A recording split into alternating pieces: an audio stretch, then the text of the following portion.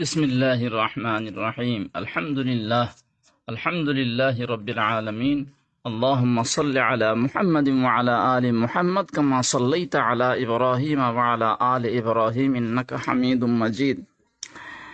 ইসলামী স্বাস্থ্য বিজ্ঞানের তৃতীয় অধ্যায় জাগা, জেগে ওঠা এবং পরিশ্রম করা। জেগে ওঠা মানে ঘুমের পর জেগে ওঠা। ঘুমের পর জেগে ওঠার স্বাস্থ্যসম্মত নিয়ম এই যে ঘুম থেকে উঠে বসতে হয়, সোজা দাঁড়িয়ে পড়তে নেই। এবং কোনো ব্যক্তিকে তাড়াহুড়ো করে বা জোরালো প্রচণ্ড শব্দের মাধ্যমে অথবা টেনে ঘুম থেকে তুলতে নেই। রাসূলুল্লাহ সাল্লাল্লাহু আলাইহি ওয়াসাল্লাম ঘুম থেকে জাগানোর নিয়ম দেখিয়ে দিয়েছেন। পায়ে নাড়া দেওয়া, পায়ে নাড়া দিয়ে অথবা হালকা আওয়াজের সাথে মানুষকে ঘুম থেকে জাগিয়ে তোলা ইসলামী স্বাস্থ্যবিজ্ঞানের নিয়ম। ঘুম থেকে জেগে ওঠার পর রাসূলুল্লাহ সাল্লাল্লাহু আলাইহি ওয়াসাল্লাম সরাসরি দাঁড়াতেন না, আগে বসতেন। ঘুম থেকে জেগে উঠেই প্রথমে দোয়া পড়তে হয়, আলহামদুলিল্লাহিল্লাযী আহয়ানা বা'দা মা আমাতানা ওয়া ইলাইহিন নুশুর। এবং কলেমা তয়্যিব 3 বার পড়তে হয়, লা ইলাহা ইল্লাল্লাহ মুহাম্মাদুর রাসূলুল্লাহ সাল্লাল্লাহু আলাইহি ওয়াসাল্লাম। তারপর চোখ মুখ পরিষ্কার করে বা চোখ থেকে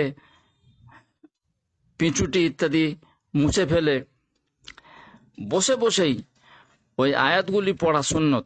রাতের ঘুম থেকে জেগে রাসূলুল্লাহ সাল্লাল্লাহু আলাইহি ওয়াসাল্লাম সূরা আলে ইমরানের শেষ রুকু পড়তেন, আউযু বিল্লাহি মিনাশ শাইতানির রাজীম, ইন্না ফি খালকিস সামাওয়াতি ওয়াল আরদি ওয়া ইখতিলাফিল লাইলি ওয়ান নাহারি লাআয়াতিন লিউলিল আলবাব। পড়ে পড়ে শেষের এই আয়াতটি পর্যন্ত পড়তেন, মানে সূরা শেষ করে ফেলতেন।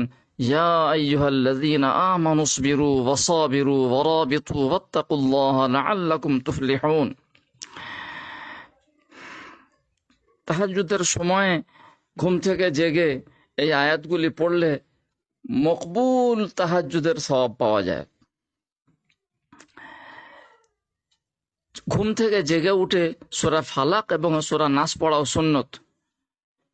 এর দুনিয়াবি ফায়দা এই, সঙ্গে সঙ্গে শরীর চাঙ্গা হয়ে ওঠে। ঘুমের পর মানুষ যে নিজেকে আড়ষ্ট বলে মনে করে, অসুস্থ বলে মনে করে এবং অলস বলে নিজেকে মনে করে, অলসতা একটি ভাব দেখা যায় শরীরে প্রচণ্ড আকারে, সেই ভাবটি মুহূর্তের মধ্যে কেটে যায় যদি ঈমানওয়ালা ঘুম থেকে জেগে উঠে দোয়া জিকির করে নিয়ে সূরা ফালাক এবং সূরা নাস পড়ে নেন। ঘুমের আগে সূরা ফালাক নাস পড়ার আমল সাধারণত আছে, কিন্তু ঘুম থেকে জেগে উঠেই সূরা ফালাক নাস পড়ার আমলটি সাধারণত জানা নেই, না জানার কারণে আমল করেন না। অথচ ঘুম থেকে জেগে উঠে সূরা ফালাক এবং নাস পড়লে সুন্নত আদায় হলো এবং শরীরও চাঙ্গা হয়ে উঠলো এবং শরীর সুস্থ থাকলো। যদি তাহারাতের অবস্থায় উজু বা তায়াম্মুম করে মানুষ ঘুমিয়ে থাকে, তাহলে ঘুম থেকে জেগে উঠে দোয়া জিকিরের পর দোয়া করলে দোয়া কবুল হয়। এইভাবে ঘুম থেকে জেগে উঠে বসে দোয়া জিকির কোরআনী আয়াতগুলি পড়ার পর যখন স্বাভাবিক হয়ে উঠবে মানুষ, তখন দাঁড়ানো, আস্তে আস্তে দাঁড়ানো। কোনো অবস্থাতেই ঘুমন্ত মানুষকে চিৎকার করে জাগানো বা টেনে তুলে জাগিয়ে দেওয়া উচিত নয়, এতে মানুষ পাগলও হয়ে যেতে পারে। কারণ মানুষের রূহ অথবা রুহের একটি বিরাট অংশ বা শক্তি শরীর থেকে গায়েব থাকে, অনুপস্থিত থাকে। ওই অবস্থায় শরীরকে বিছানা থেকে জাগিয়ে দাঁড় করিয়ে দিলে মানুষ পাগল হয়ে যেতে পারে। ঘুম থেকে জেগে ওঠার মাসনুন তরিকা সম্পর্কে আলোচনা করা হলো। এবার জাগা মানে অনিচ্ছাকৃতভাবে জাগা। অনিচ্ছাকৃতভাবে জাগা বা ইচ্ছাকৃতভাবে জাগা, জাগার 2টি প্রকার আছে। যদি ইচ্ছাকৃতভাবে ঘুমের সময় জাগতে হয়, তার নিয়ম এই যে শাস্ত্র মানুষ ভালোবাসে, সে শাস্ত্র পড়াশোনা করা, সেই ফান্নের এবং সেই ইলমের, সেই শাস্ত্রের কিতাব পড়া বা সেই নিয়ে আলোচনা করা, অথবা সঙ্গী সাথীদের সঙ্গে আলাপ করা, এতেও ঘুম ছেড়ে যায় এবং মানুষ জেগে থাকতে পারে। কখনো কখনো বিশেষ প্রয়োজনে জাগার দরকার পড়ে, যেমন সফরে বা পাহারাদারির অবস্থায় মানুষ জাগতে বাধ্য হয়, সেই সময় জাগার এইটি ভালো নিয়ম। অনেক মানুষ চোখে সরষের তেল দিয়ে বা আজে বাজে জিনিস দিয়ে জাগার চেষ্টা করেন, ওতে চোখের সাংঘাতিক ক্ষতি হয়। এমনি জাগা অনিচ্ছাকৃতভাবে নিয়মিত জাগলে চোখের দারুণ ক্ষতি হয়, কিন্তু কখনো কখনো পাহারাদারির জন্য বা বিশেষ প্রয়োজনে জাগতে হয়, পরে ঘুমটি পুরো করে নিতে হয়। ওই জাগার জন্য দাঁড়ানো এবং সঙ্গী সাথীদের সঙ্গে আলাপ করা, অথবা যে শাস্ত্র মানুষ খুব বেশি পছন্দ করে সে শাস্ত্রের কিতাব পড়া, এতে ঘুম ছেড়ে যায় এবং মানুষ অনায়াসে জাগতে পারে। গোসল করলেও ঘুম ছেড়ে যায়, চা খেলেও ঘুম ছেড়ে যায়, কফি খেলে ঘুম ছেড়ে যায়। জাগার বিশেষ পরিস্থিতিতে এগুলো ব্যবহার করতে হয়। জাগার আরেকটি অবস্থা এই যে মানুষ ঘুমোতে ইচ্ছা করছে কিন্তু সেই সময় ঘুম আসছে না, জেগে আছে। এ সম্পর্কে কিছু সহজ আমল আছে, সেই আমলগুলি করলে সঙ্গে সঙ্গে ঘুম চলে আসবে। যেমন সূরা কাহফের শেষের যে আয়াতগুলি পড়লে নির্দিষ্ট সময়ে আল্লাহ পাক তুলে দেন, এ বিষয়ে পরিষ্কার হাদিস আছে আল ইতকান ফি উলুমিল কোরআনে। ওই আয়াতগুলি শোয়ার দোয়া পড়ে, আয়াতুল কুরসি ইত্যাদি পড়ে ওই সূরা কাহফের শেষ আয়াতগুলি পড়লে সঙ্গে সঙ্গে ঘুমও চলে আসে। আউযু বিল্লাহি মিনাশ শাইতানির রাজিম। ইন্নাল্লাযীনা আমানু ওয়া আমিলুস সালিহাতি কানাত লাহুম জান্নাতুল ফিরদাউসি নুজুলা। এখান থেকে নিয়ে শেষ পর্যন্ত আয়াতগুলি একবার পড়লেই ঘুম চলে আসে। এমনকি এত ঘুম আসে যে সূরা শেষ করা যায় না। আমাদের দেশের কোনো এক বড় বুজুর্গ বলেছেন যে যদি ঘুমের ইচ্ছা থাকে কিন্তু ঘুম না আসে, তার আরেকটি আমল আছে। দরুদ এবং সালামের আয়াতটি পড়ে খুব মহব্বতের সঙ্গে রাসূলুল্লাহ সাল্লাল্লাহু আলাইহি সাল্লামের উপর দরুদ সালাম পড়লে ঘুম চলে আসে। দরুদ সালামের আয়াতটি এই: আউযু বিল্লাহি মিনাশ শাইতানির রাজিম। ইন্নাল্লাহা ওয়া মালাইকাতাহু ইউসাল্লুনা আলান নবী ইয়া আইয়ুহাল্লাযীনা আমানু সাল্লু আলাইহি ওয়া সাল্লিমু তাসলিমা। এই আয়াতটি পড়ে দরুদ এবং সালাম পড়া। আল্লাহুম্মা সাল্লি আলা মুহাম্মদ ওয়া আলা আলি মুহাম্মদ কামা সাল্লাইতা আলা ইব্রাহিম ওয়া আলা আলি ইব্রাহিম ইন্নাকা হামিদুম মাজিদ। আল্লাহুম্মা বারিক আলা মুহাম্মদ ওয়া আলা আলি মুহাম্মদ কামা বারাকতা আলা ইব্রাহিম ওয়া আলা আলি ইব্রাহিম ইন্নাকা হামিদুম মাজিদ। দরুদ পড়ার পর সালামও পড়ে নেওয়া কিছু। আসসালামু আলাইকা আইয়ুহান নাবিয়্যু ওয়া রাহমাতুল্লাহি ওয়া বারাকাতুহু। এইভাবে খানিকক্ষণ দরুদ সালাম পড়লে খুব অল্প সময়ের মধ্যে ইনশাআল্লাহ ঘুম চলে আসবে। ঈমানওয়ালার জন্য বিরাট সুযোগ যে কোরআনের এই মামুলি কয়েকটি আমলের মাধ্যমেই তার ঘুম চলে আসবে। কোনো ওষুধ খেতে হবে না, অন্য কিছু করতে হবে না। অবশ্য যে কামরায় ঘুমের চেষ্টা করা হচ্ছে সে কামরায় যেন কোনো প্রাণীর ছবি, কোনো প্রাণীর মূর্তি না থাকে। এবং এগুলো পড়ার আগে শোয়ার দোয়া, কলেমা তৈয়িব এবং আয়াতুল কুরসি পড়ে এই ঘুমের আয়াতগুলি বা দরুদের আয়াত পড়ে দরুদ পড়লে ফায়দা খুব তাড়াতাড়ি হয়। এগুলো আমরা ব্যাপকভাবে পরীক্ষা করেছি এবং করিয়েছি। আলহামদুলিল্লাহ পরীক্ষা সফল হয়েছে। জেগে থাকা, জাগানো এটি স্বাস্থ্যবিজ্ঞানের ৩য় অধ্যায়ের কথা। এবং পরিশ্রম করা মানুষের জন্য জরুরি। পরিশ্রম শরীরকে রক্ষা করার জন্য ব্যায়ামের আকারে শরীর চর্চার জন্য পরিশ্রম করতে হয় এবং হালাল উপায়ের জন্য পরিশ্রম করতে হয়। নিজের প্রয়োজন সারার জন্য পরিশ্রম করতে হয়। প্রয়োজন সারা যেমন চলা, মসজিদে যাওয়া, নিজের কাপড় ধোয়া, গোসল করা, উজু করা এবং সফর করা, নিজের কাপড় ধোয়া ইত্যাদি, এগুলোর মাধ্যমে একটি পরিশ্রম হয়। শরীর চর্চা করা, ব্যায়াম করা, এগুলোও পরিশ্রম, এগুলো প্রশংসনীয়। সাহাবায়ে কেরামদের থেকে তাদের জীবনীতে এগুলো পাওয়া যায়। আর হালাল উপার্জনের জন্য পরিশ্রম করা, কোনো কাজ করা, এগুলো মানুষের জন্য জরুরি। কোনো মানুষ যদি কোনো প্রকারের পরিশ্রম না করে, না শরীর চর্চার জন্য পরিশ্রম করছে, আর তার ব্যবসা বাণিজ্য বা কাজ এমন যে শুধু বসে বসে ফোন ধরা এবং কথা বলাই শেষ, কোনো পরিশ্রম করতে হয় না, শরীরকে নাড়াচাড়া দিতে হয় না, এইরকম মানুষ কঠিন কঠিন রোগে ভোগে। এই জন্য যদি হালাল উপার্জন খুব আসান হয়ে যায় কারোর জন্য, তাহলে পরে তাকে শরীর রক্ষার জন্য অন্তত পক্ষে শরীর চর্চা করতে হবে বা ব্যায়াম করতে হবে। সাঁতার, দৌড় বা এই ধরনের খালি হাতে যে কোনো ব্যায়াম উপযুক্ত। লোহা লক্কর নিয়ে যে ব্যায়াম করা হয় ওটা সাংঘাতিক ক্ষতিকর, এগুলো স্বাস্থ্যবিজ্ঞানে প্রমাণিত। লোহা নিয়ে, ব্যারেল নিয়ে ভারোত্তোলন, এগুলো শরীরের পক্ষে সাময়িক উপকারী বলে মনে হলেও শরীর মোটা হয়ে যায়, উপশিরাগুলোই মূল শিরায় পরিণত হয় এবং এতে শরীরের ক্ষতি হয়। শরীর মোটা হয়ে গেলেও ব্রেনের ক্ষতি হয়, রোগের ক্ষতি হয় এবং জীবনে অনেক ক্ষতির সম্মুখীন হতে হয়। কখনো মানুষের চোখ নষ্ট হয়ে যায় বা আরও কোনো খুঁত দেখা দিতে পারে।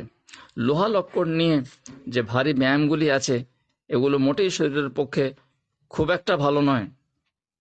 এবং যোগ ব্যায়াম যেগুলো কোনো ধর্মগুরুরা দেখিয়ে থাকেন, যোগ ব্যায়াম হাত তুলে খানিকক্ষণ থাকা, পা তুলে খানিকক্ষণ থাকা, মাথা নিচু করে পা তুলে রাখা, এগুলো অনেক সময় দারুণ ক্ষতিকর হয়ে দাঁড়ায় এবং মাথা নিচে পা উপরে করে দিলে পরে মানুষ পাগল পর্যন্ত হয়ে যেতে পারে। কারণ মাথায় অতিরিক্ত রক্ত ওই রকম চাপের মধ্যে যদি চাপ দেয় তো মানুষের মাথার যন্ত্রণা, মাথার রোগ থেকে শুরু করে পাগল পর্যন্ত মানুষ হতে পারে। হযরত ওমর ফারুক রাদিয়াল্লাহু আনহুর সঙ্গে কোনো মানুষের দেখা হলে উনি প্রথমেই জিজ্ঞাসা করতেন, আলাপের পরে ইমান, আমল, দিনই খায়ের খবর নেওয়ার পর জিজ্ঞাসা করতেন, তুমি দুনিয়াবি কোন পেশায় যুক্ত আছো, হালাল উপায় উপার্জন করো কিনা। যখন শুনতেন লোকটি বেকার, কোনো হালাল উপার্জন করে না, তিনি অসন্তুষ্ট হতেন। বেকার লোককে দেখলে তিনি রেগে যেতেন। এমনকি হায়াতুস সাহাবাতে আছে, একজন যুবক এসে যখন বলল, আমিরুল মুমিনিন, আমাকে আল্লাহর রাস্তায় পাঠিয়ে দিন। তারপরে যখন খরচের কথা জিজ্ঞাসা করলেন ওমর রাদিয়াল্লাহু আনহু, সেই যুবকটি বলল, আমি নিঃস্ব। তখন আমিরুল মুমিনিন ওমর রাদিয়াল্লাহু আনহু সেই বেকার যুবককে একজনের কাছে কাজ করতে পাঠিয়ে দিলেন, যে এই যুবককে কাজ করাও, কাজ করিয়ে পারিশ্রমিক দাও। এবং যুবকটিকে নির্দিষ্ট দিনে পারিশ্রমিক নিয়ে দেখা করতে বললেন। কয়েকদিন কাজ করে পারিশ্রমিক এবং মজুরি নিয়ে যখন যুবকটি খলিফা আমিরুল মুমিনিন ওমর রাদিয়াল্লাহু আনহুর সঙ্গে দেখা করলো, তখন বললেন, এই যে পয়সা, এই যে তুমি উপার্জন করেছো, মাল উপার্জন করেছো, এটা নিয়ে তুমি দিনের মেহনত করো, বাড়ি যাও, এটা তোমার ব্যাপার। তার মানে বেকার থাকা, বেকার ঘোরা, বেকার কর্মহীন জীবন এই ইসলামে মোটেই পছন্দনীয় নয়। কোরআনে রহবানিয়াতকে অপছন্দ করা হয়েছে। এর সাথে সাথে বাতালাত এবং আতালাহ যাকে বলে বেকারত্ব, এটাকেও ইসলামে অপছন্দ করা হয়েছে। সূরা হাদীদে রহবানিয়াতের নিন্দা করেছেন খোদ আল্লাহ পাক, আউযু বিল্লাহি মিনাশ শাইতানির রাজিম, ওয়া রহবানিয়াতান ইবতাদাউহা মা কাতাবনাহা আলাইহিম ইল্লা ইবতিগা রিদওয়ানিল্লাহি ফামা রাউহা হাক্কা রিআয়াতিহা। এবং ওমর রাদিয়াল্লাহু আনহু ওই বেকার থাকা আর উপার্জনহীন জীবন, কর্মহীন জীবন দারুণভাবে অপছন্দ করতেন। কোনো মুসলমান প্রশ্ন করতে পারে যে আমি বেকার, কোনো কাজ নেই, পুঁজিও নেই যে কারবার করব, তাহলে ইসলাম আমাকে অপছন্দ করে কেন? তার উত্তর এই, ইসলামে কাজ খোঁজা যেমন একটি সুন্নত বা আল্লাহর হুকুম, তলাবুক কাসবিল হালাল বা তলাবুল হালাল ফরিদা বাদাল ফরিদা বলে ঘোষণা করেছে। অন্যান্য ফরজ ইবাদতের মতো হালাল উপার্জন করা এবং চেষ্টা করা এটাও একটা ফরজ। ওই রকম তার কিছু আমলও বলে দেওয়া হয়েছে, যেমন সকালে সূরা ইয়াসিন পড়া, রাতেও সূরা ইয়াসিন পড়া এবং সূরা ওয়াকিয়া পড়া, ইশরাকের নামাজ পড়া, তাহাজ্জুদের নামাজে আল্লাহর কাছে দোয়া করা, 5 ওয়াক্তের ফরজ নামাজ পাবন্দির সাথে খুশু সাথে পড়া, দিনের মেহনত করা, এগুলো করলে আল্লাহ পাক তাকে হালাল উপার্জনের রাস্তা দেখিয়ে দেন, তাকে দিয়ে দেন। আজ আমরা মখলুকের উপর ভরসা করে বসে থাকি, কোনো মখলুক আমাকে কাজে লাগাবে, আমাকে চাকরি দেবে, মখলুক আমাকে চাকরি দেবে, এই ভরসায় বসে থাকি। কিন্তু আল্লাহ পাক যিনি সর্বশক্তিমান, সমস্ত মখলুকের একমাত্র মালিক, তিনি কাজ দেবেন, রুজি দেবেন। কাজ মিলুক না মিলুক, রুজি অবশ্যই দেবেন। এবং তিনি মাধ্যমে রুজি দেবেন কি বিনা মাধ্যমে রুজি দেবেন সেটা তার ব্যাপার। তার আমল বলে দিয়েছেন, ওই আমলগুলি করলে কোনো মতেই মানুষ বেকার থাকতে পারে না। যে আমলগুলি বললাম, খাঁটি ইমান সহকারে খুশু খুজুর সাথে নামাজ পড়া, 5 ওয়াক্তের দিনের মেহনতের সঙ্গে যুক্ত থাকা, সকালে সূরা ইয়াসিন পড়া, ইশরাকের নামাজের পাবন্দি, রাতেও সূরা ইয়াসিন এবং সূরা ওয়াকিয়া পড়া, এগুলো সব শুদ্ধ করে পড়া, মানের দিকে খেয়াল করে পড়া, ইয়াকিনের সঙ্গে পড়া। এতে আল্লাহ পাক অবশ্যই তাকে হালাল রুজি দেবেন। সেই হালাল রুজিটা মাধ্যমে আসুক, চাকরির মাধ্যমে আসুক, ব্যবসার সূত্রে আসুক, যে কোনো কাজের মাধ্যমে আসুক অথবা বিনা মাধ্যমে আসুক, আল্লাহ পাকের তরফ থেকে রুজির আসান হওয়ার ওয়াদা এবং পুরো প্রতিশ্রুতি আছে। এটা ইসলামী স্বাস্থ্য বিজ্ঞানের সঙ্গে খানিক আর্থিক ব্যাপার জড়িত বলে কিছু আর্থিক ব্যাপারও বলে দেওয়া হলো। মোটামুটি এই 3য় অধ্যায়ে ঘুম থেকে জেগে ওঠা, জাগানো আর পরিশ্রম করা, এই বিষয়গুলি এর অন্তর্ভুক্ত। এ সম্পর্কে যথেষ্ট হাদিস আছে এবং কোরআনের আয়াতও আছে, সবগুলি আলোচনা করা খুব মুশকিল। বাবু ফজলিল ফুকারা ও আয়েশিন নবী সাল্লাল্লাহু আলাইহি সাল্লাম, রাসূলুল্লাহ সাল্লাল্লাহু আলাইহি সাল্লামের জীবনের রুটিন কিরকম ছিল এবং গরিব দুস্থদেরও মর্যাদা ইসলামে আছে, এই অধ্যায়ে হাদিস পেয়ে যাবেন যথেষ্ট। কিতাবুল আমালি ওয়াল হিরস, অতিরিক্ত লোভ ইসলামে নিন্দনীয়, এই বিষয়ে হাদিস আছে। বাবু ইস্তিহবাবিল মালি ওয়াল উমুল লিত্তাআতি, ইবাদতের উদ্দেশ্যে মাল মুস্তাহাব, মাল এবং বিষয় সম্পত্তি ধন অর্জন করা এটা মুস্তাহাব, এবং আয়ুতেও যদি বরকত হয় তাহলেও ভালো। বাবু তাওয়াক্কুলি ওয়াস সবর, তাওয়াক্কুলের অধ্যায়, সবরের অধ্যায়, এই বিষয়ে যথেষ্ট হাদিস আছে, কোরআনের আয়াত আছে। হালাল উপার্জন করতে গিয়ে সুদ, ঘুষ বা কোনো নাজায়েজ পন্থা অবলম্বন করা মানা ইসলামে, এবং অতিরিক্ত কোনো ঝুঁকি নিয়ে নেওয়া মানা, এগুলো বাবুল ইনজারে ওয়া তাহযীরে আছে, কিতাবুর রিকাকে আছে। যে কোনো হাদিসের কিতাবের এই অধ্যায়গুলি খুললে যথেষ্ট পরিমাণে আমরা কোরআনের আয়াত এবং হাদিস পেয়ে যাব। বাবুল কাসবি ওয়া তালাবিল হালাল, হালাল মাল উপার্জন করা, এই বিষয়ে যত অধ্যায় আছে সেই অধ্যায়ে আমরা হাদিস পেয়ে যাব। আলহামদুলিল্লাহ, এই ইসলামী স্বাস্থ্য বিজ্ঞানে এই বিষয়গুলো রয়েছে। ঘুম থেকে জেগে ওঠা, জাগানো এবং পরিশ্রম করার ইসলামী নিয়ম আমরা আলোচনা করতে পারলাম এবং শুনলাম। আলহামদুলিল্লাহি রাব্বিল আলামিন, ওয়া মা আলাইনা ইল্লাল বালাগুল মুবিন।